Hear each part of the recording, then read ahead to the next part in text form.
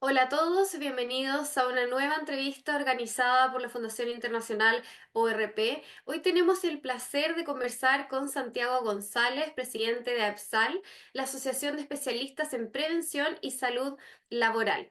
En esta conversación exploraremos los desafíos actuales en prevención de riesgos laborales, seguridad corporativa e inclusión laboral, así como también el impacto de la digitalización en la seguridad en el trabajo. Santiago, muchas gracias por estar con nosotros y bienvenido.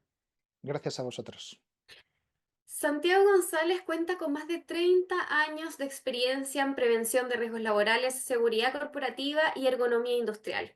Ha desempeñado roles clave en la industria, la consultoría y la formación, desarrollando estrategias innovadoras para mejorar la seguridad y las condiciones laborales. Comprometido con la inclusión laboral, ha trabajado en la adaptación de puestos, accesibilidad y ergonomía inclusiva para personas con diversidad funcional y neurodivergencia. Como consultor y formador, asesora empresas y administraciones en prevención, seguridad y bienestar laboral. Actualmente es presidente de APSAL, desde donde impulsa iniciativas para transformar la salud y seguridad laboral con un enfoque innovador y socialmente responsable. Santiago, para comenzar, primero por supuesto queremos felicitarte por asumir la presidencia de APSAL. Y en esa línea también nos gustaría preguntarte, ¿cómo crees que la inteligencia artificial está transformando la prevención de riesgos y la seguridad corporativa? ¿Y cuáles son sus principales desafíos y beneficios? Bueno, en primer lugar, agradeceros el habernos puesto en contacto con nosotros.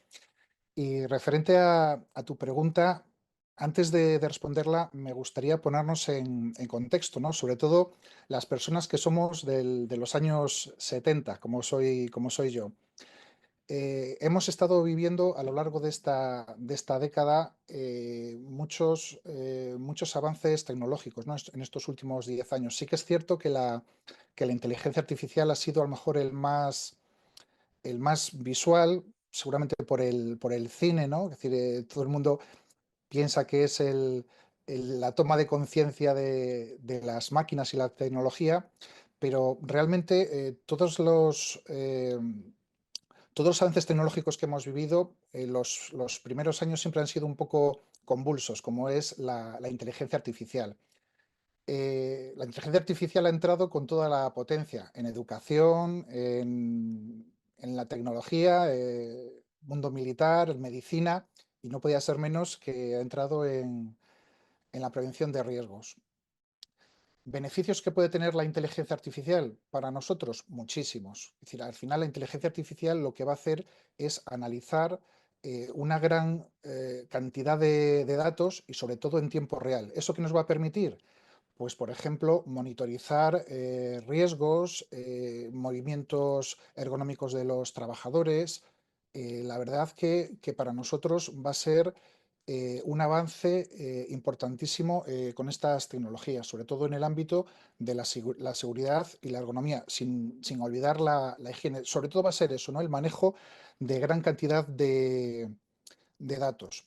También nos va a permitir la personalización en la formación. Al día de hoy, la formación de prevención de riesgos se hace en muchas ocasiones de manera genérica, ¿no? Entonces, con la inteligencia artificial vamos a poder personalizar al sector y sobre todo, y muy importante, a la persona. Entonces, con esta personalización de la formación, yo creo que vamos a llegar muy lejos en el ámbito de la formación de riesgos laborales. ¿Retos que vamos a tener? Pues yo creo que no solo en prevención de riesgos, sino en todo lo que engloba la inteligencia artificial, va a ser sobre todo la privacidad, ¿no? Los trabajadores, bueno, y al final todos tenemos miedo de que esa captación de datos, de que ese manejo de datos masivos se pueda perder la privacidad, ¿no? Entonces, no es un problema per se de la inteligencia artificial, sino al día de hoy de quién está detrás de la inteligencia artificial, que siempre va a ser un ser humano, ¿no? Entonces, tenemos que controlar la privacidad. También nos tenemos que dar cuenta o tener cuidado de la dependencia, ¿no? La dependencia a estas tecnologías no nos puede hacer perder la esencia del técnico de prevención, ¿no? Porque muchas veces cuando comentas con compañeros las posibilidades de la inteligencia artificial, tienen miedo de, pues vamos a dejar de hacer formación, vamos a dejar de hacer evaluaciones de riesgos. Entonces, esa dependencia que pudiéramos llegar a tener de la inteligencia artificial, tenemos que controlarla porque siempre detrás de ella tiene que haber un ser humano y en este caso un técnico de prevención.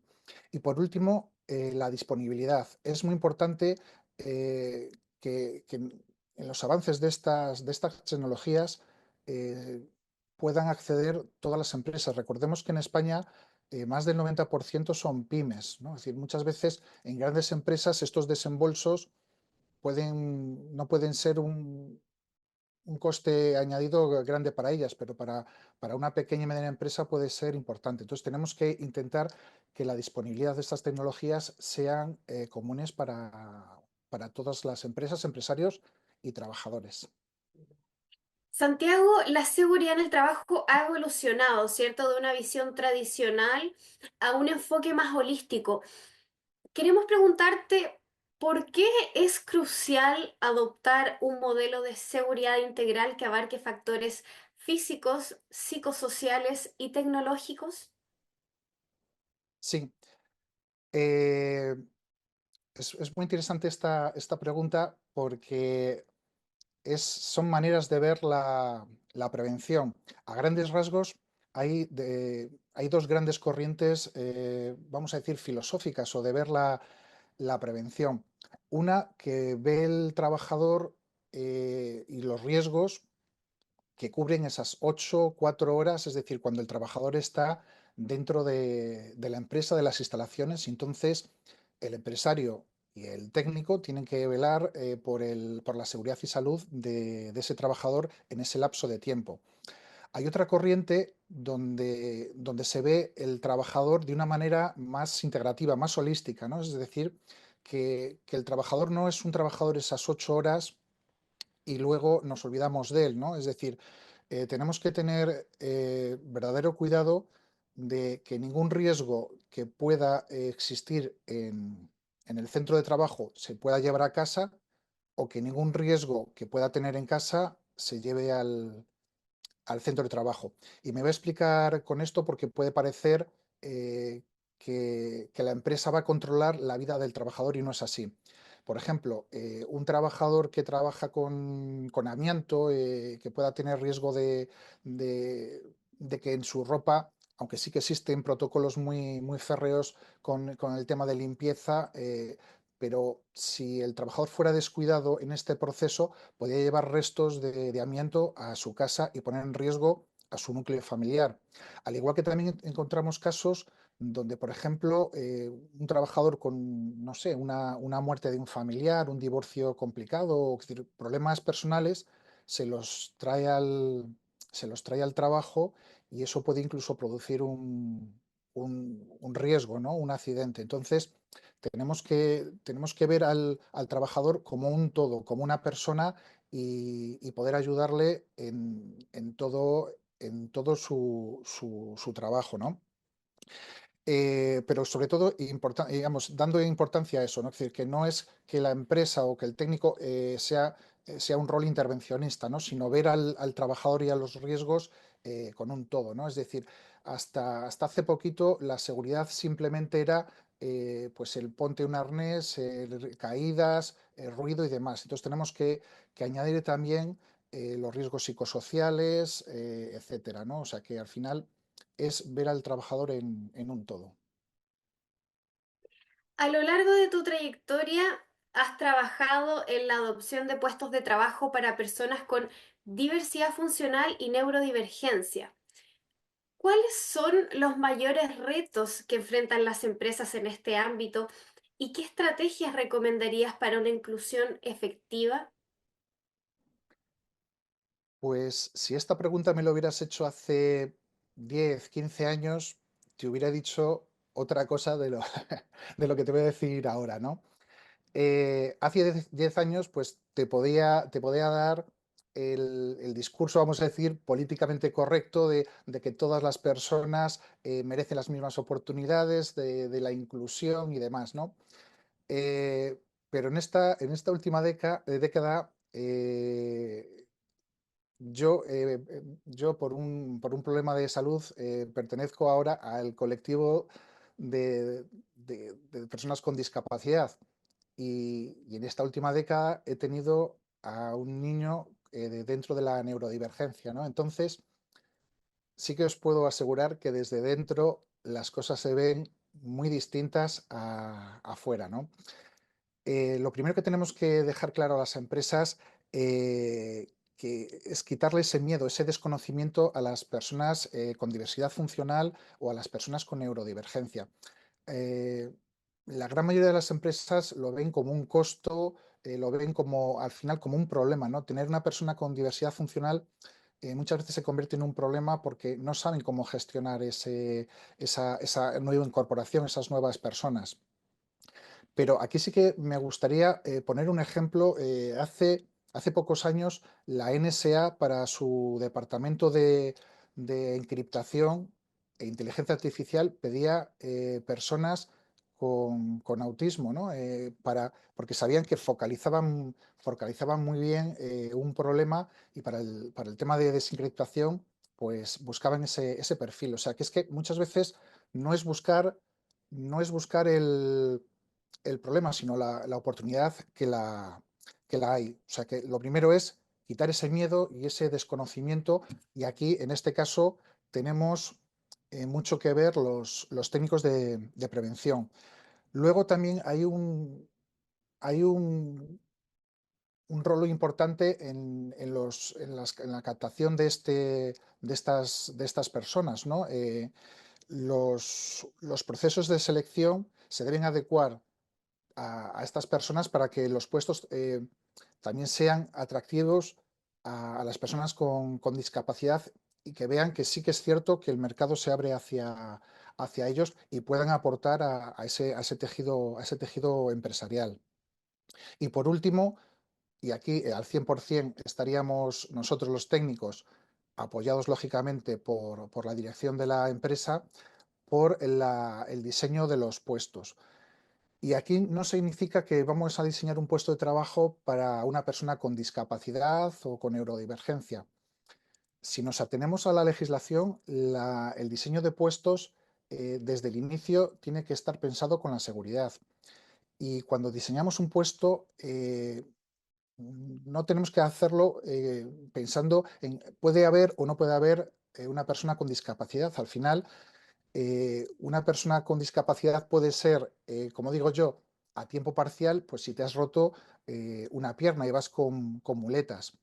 Un diseño de trabajo también es diseñarlo para una persona alta, a una persona baja, a una persona zurda. O sea, que es que al final diseñamos un puesto de trabajo no solo para una persona con diversidad funcional, sino diseñamos un puesto para toda la población del trabajo, ¿no? Por eso es importante que aparte de la empresa existan políticas de inclusión, porque aquí tendremos que luchar todos, es decir, toda la sociedad, desde el Estado, las empresas, los técnicos y los ciudadanos, los propios trabajadores, tenemos que concienciarnos, porque como comentaba al principio, pensamos que la discapacidad es algo que le toca a los demás y incluso de la noche a la mañana cualquiera de nosotros nos podemos convertir en personas con una discapacidad, ¿no? Entonces, tiene que nacer de dentro y tomarlo en serio y como una prioridad entre todos. Santiago, qué interesante reflexión, qué potente lo que estás comentando, no puedo dejar de pasarlo por alto. Qué interesante lo que dices, ¿no? Que hace 10 años quizás habrías tenido otro discurso y hoy en día lo ves de otra manera, es distinto estar en los zapatos de estas personas y sí que es cierto que las empresas tienen una gran tarea, hay que avanzar, digamos, una gran tarea para saber gestionar esto, adaptar los nuevos puestos de trabajo, que el mercado se adapte a ellos y también no solo a ellos, sino que a toda la población del trabajo. Así que Muchas gracias por este gran experiencia que nos has comentado.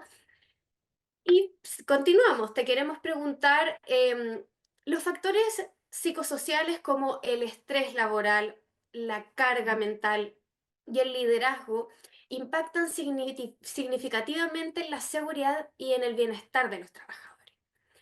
¿Cómo pueden las empresas abordar estos riesgos de manera efectiva y qué papel juega la cultura organizacional en su prevención? Eh, Realmente en estos últimos años, no quiero decir se ha puesto de moda, ¿no? Quiero decir, pero hemos visto la importancia de los riesgos psicosociales.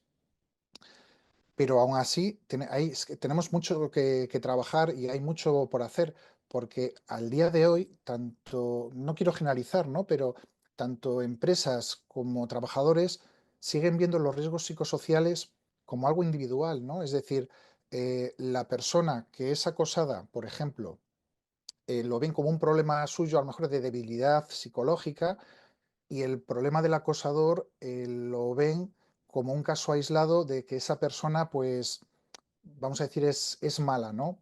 Y esto no es así. Es decir, muchas veces me hago esta pregunta a modo de debate, que ya te digo, ¿no? Es decir, no es un tema de generalizar, pero ¿quién acosa? ¿La persona o la estructura, ¿no? La empresa, ¿no? Porque si dejamos pasar y miramos para otro lado, pues muchas veces nos convertimos en cómplices. Y ya no solo en el mundo de la empresa, sino a nivel particular como personas, ¿no? Es decir, muchas veces pues vemos a cosas que nos chirrían, cosas que acosos a familiares, acosos a amigos, violencia de género, y muchas veces apartamos la mirada como esto, ¿no? Es decir, es cosa individual. Entonces, lo que tenemos que tener claro es que es un problema estructural, donde nosotros somos una parte importante para luchar con ello.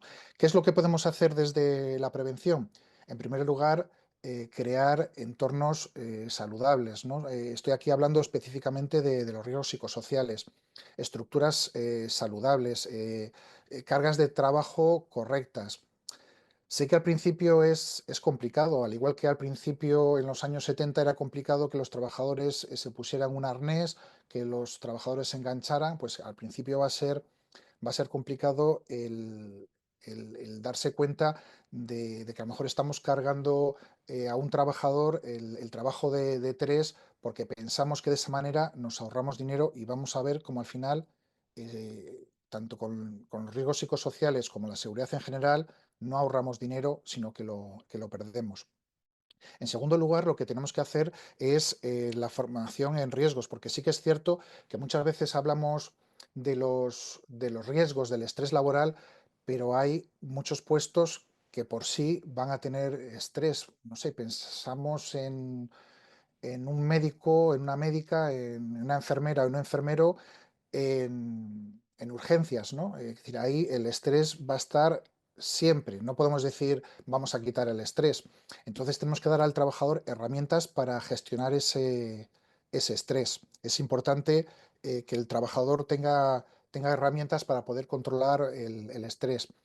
También en los cargos, las personas que van a tener un cargo de jefatura, un cargo de relevancia en la línea jerárquica, formación de liderazgo. Es importante, porque llevamos en la mochila la idea de que el jefe tiene que vocear, el jefe tiene que mandar, el jefe tiene que ser eh, malo, vamos a decir así, ¿no? Y aquí quiero hacer un paréntesis. Últimamente salen bastantes noticias de cómo era Steve Jobs, ¿no? De Apple. Y de que los trabajadores tenían terror en encontrárselo en los pasillos, en las comidas, porque muchas veces era muy incisivo, hacía preguntas para juzgar qué hacías y no hacías. Incluso había alguno que le denunciaba, pues, de que le habían despedido, ¿no? No es decir, ese tipo de liderazgo no es sano, porque al final el trabajador tiene que tomarte como un ejemplo, no como una persona que te teme.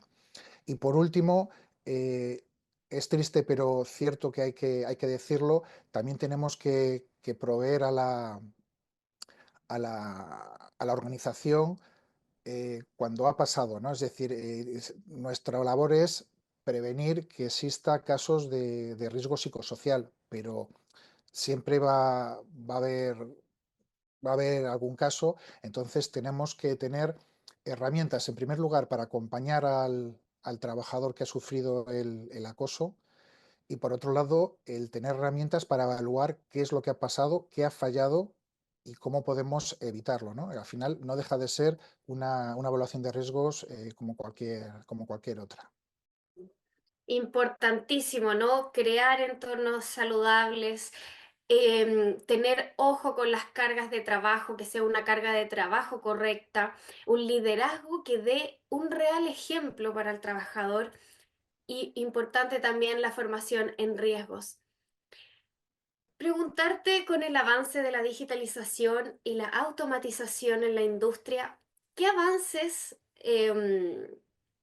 qué nuevas tecnologías consideras que tendrán un mayor impacto en la prevención de riesgos en los próximos años?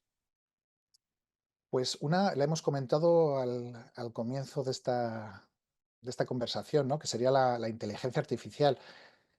Y muchas veces la inteligencia artificial está cegando o opacando el resto de tecnologías, sobre todo en el sector industrial.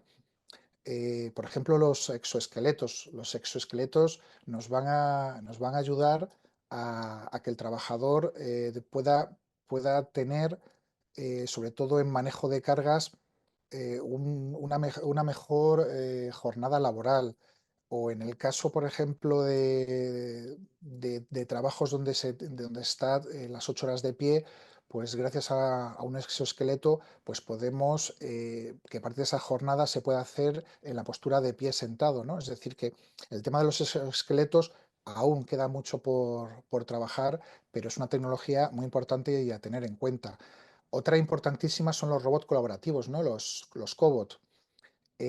Hasta ahora, en el sector industrial, las, las células robotizadas tenían que estar perimetradas con protecciones, los robots eran enormes, con grandes riesgos, no podían nunca trabajar de mano a mano con los trabajadores y la robótica colaborativa lo que nos va a permitir, y de hecho lo que nos permite, es que máquina y hombre pueda trabajar de tú a tú, al lado uno de otro. Y aquí la robótica colaborativa va muy en unión con la inteligencia artificial, porque al final, gracias a ello, casi vamos a poder tener un trabajador, vamos a decir, robótico. Y no significa que vaya a quitar puestos de trabajo a- a ciertos puestos, ¿no? Es decir, lo que se puede utilizar son esos robots colaborativos para trabajos penosos, peligrosos y demás, ¿no? También los medidores de pulso, de temperatura, el Internet al final de las cosas también nos va a proporcionar el tener un control para el trabajador, la visión artificial, ¿no? Es decir, si un trabajador, por ejemplo, trabaja en la calle con mucho calor, es decir, podemos tener también una monitorización de la temperatura para evitar golpes de calor. Al final de lo que se trata es de utilizar la tecnología a disposición nuestra para mejorar la seguridad y salud del trabajador. Es decir, no estamos hablando, si te das cuenta, de control del trabajador, de saber qué hace, qué no hace. Es decir, no es nuestra labor ni nuestro propósito en prevención. El único propósito que tenemos es seguridad y salud del trabajador. Y estas tecnologías lo que nos brindan es una ayuda inestimable para el control de esos riesgos por parte del trabajador. No hablamos de control en prevención, sino que un acompañamiento para el control de riesgos.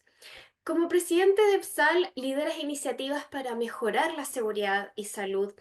Desde tu perspectiva, ¿cuál es el papel del liderazgo en la transformación de la cultura preventiva dentro de las organizaciones? Pues lo habíamos comentado antes, ¿no? Con los riesgos psicosociales. El liderazgo es clave y sobre todo en prevención. Hay dos maneras que podemos introducir la prevención en una organización. De abajo a arriba, es decir, que el trabajador eh, necesite o exija una seguridad y va subiendo hacia arriba, hacia la dirección, o al revés, la dirección que exija o dé a los trabajadores medidas preventivas, ¿no? Lo ideal que sea de arriba abajo, es decir, de la dirección hacia los trabajadores y de los trabajadores hacia la dirección. Y en el medio, y esto es lo que más me agrada y yo creo que más bonito y me gustaría que fuera así, y en el medio donde se encuentran la línea jerárquica, la dirección de los trabajadores, nosotros, los técnicos de prevención, como hilo, como hilo vertebrador de este liderazgo, ¿no? Hay una cosa clara, sin liderazgo la prevención no funciona. Si las direcciones no se implican, eh, no va a existir prevención. Es decir, tienen que implicarse al 100%.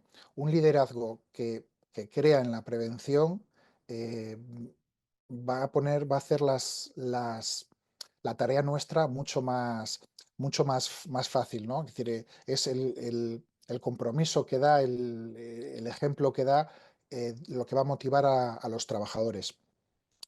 Es decir, una vez que tengamos motivados a esos líderes, tenemos que empoderar a los equipos. Es importante, ¿no? Que los equipos se vean empoderados, se vean que tienen algo que decir, que sean escuchados, ¿no? Que esa línea jerárquica escuche a esos equipos y sus necesidades, ¿no? Al final, el liderazgo lo que va a producir va a ser una bajada de accidentes. Vamos a mejorar el clima laboral y sobre todo vamos a aumentar la productividad. Es decir, muchas veces se nos critica a los técnicos de prevención y a la prevención en general que somos un gasto y es que ni mucho menos. Al final somos una gran pieza de la inversión porque llevando la seguridad, es decir, como se debe, vamos a ahorrar dinero y vamos a generar todavía más riqueza y más bienestar laboral. O sea que al final es importante tener esto claro, que la prevención no es un gasto, sino es una inversión. Y aquí tiene mucho que decir los líderes de las organizaciones. De cara al próximo Congreso Internacional ORP 2025 que se dará en Cartagena de India, cuyo lema es At Work, One Life, One Planet, ¿qué impacto crees que tienen estos eventos y por qué consideras que son importantes? Los congresos de ORP, la verdad que son fundamentales porque lo que genera es un encuentro del conocimiento. Que decir, al final, en estos encuentros nos unimos técnicos, empresas. Es decir, al final es un conglomerado de personas de distinta índole donde compartimos inquietudes, donde compartimos conocimiento, donde al final eh, se genera una simbiosis de, del saber hacer, ¿no? Al final, en el congreso que mencionas es importante porque también engloba lo que hemos hablado, ¿no? La integridad, vamos a decir que todo lo que nos rodea es un todo que está integrado, ¿no? Al final, el trabajo, en este caso, el trabajo y el medio ambiente está relacionado. Es decir, la sostenibilidad del entorno implica en el trabajo, al igual que el trabajo implica ese bienestar de la sostenibilidad del entorno y del medio ambiente. Si no nos damos cuenta de que al final todo está relacionado, eh, estamos abocados al fracaso. Por eso en específico este congreso de OREP en Cartagena de Indias va a marcar, es decir, la importancia de- del todo, de que somos pertenecientes a un todo. Santiago, ha sido muy, muy interesante escuchar tu experiencia y tu visión y tu gran pasión, ¿cierto?, por la prevención de riesgos laborales y también saber más sobre los desafíos del sector. Así que muchas gracias por tus reflexiones. Muchas gracias a vosotros. Un saludo. Y a nuestra audiencia, muchas gracias por acompañarnos. Los invitamos a seguir atento a próximas entrevistas que realizaremos y a continuar explorando el futuro de la seguridad y salud laboral. Nos vemos pronto.